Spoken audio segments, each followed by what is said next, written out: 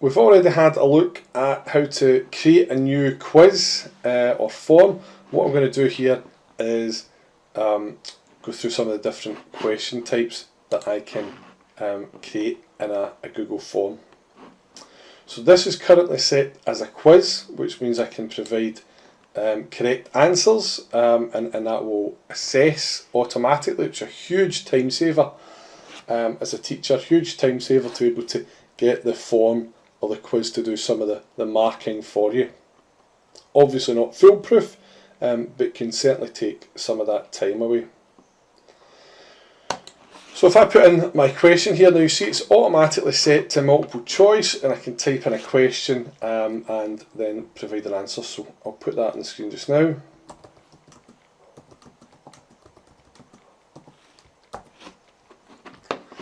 So it's set to multiple choice, so I can give them some correct answers. At a really good point, you can use some diagnostic questions here.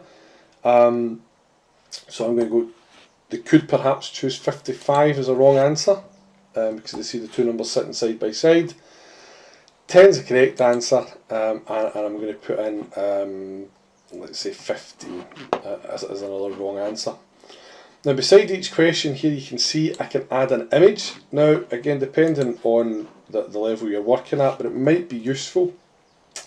You could put in something more pictorial here, so probably not as necessary with the numbers, because you can see the 55. If that was a word, I could put an image in to support that there. Or again, you could use a website like MathSpot to create some images of Dean's blocks, for example, representing that number. For example, if I add in an image that I've created from earlier, I've shown them I've got 5 and I've got 5. I can do the same for my answer at 10, and I'm hoping my learners will recognise the right answer because I've given them that wee bit of extra support here. Other question types that are really useful. You've got the grids, which are particularly useful, I think, if you're asking for a form for an evaluative purpose. But I think the file upload can be really useful as well. So it has got to be up in the settings. You've got options about how learners access this, whether it's anonymous or if it's signed in to capture their name. They will have to be signed in for that to work. And you can ask them a question. So what again you can ask your learners to do is, I can't see they're working for these types of questions for their addition, but they could be doing that in a bit of paper or on their iPad in a different app, such as OneNote. Can take a photograph or a screenshot, and then they can upload that.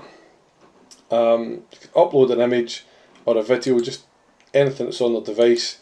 They can upload that, and that way I can capture evidence for them. So I could give them a quiz, 10 questions, but number 11 would be a file upload, and that allows them to add a file. So that is adding questions to a Google form. And again, if I want to delete any of the questions, I can use the wee bin here. And if I want to duplicate a question, because I want to ask something very similar to that, I can just use the duplicate button, and it'll make an exact copy of that. And I could perhaps this time add 5, add 8, and I can upload different images and have some different suggested correct answers there.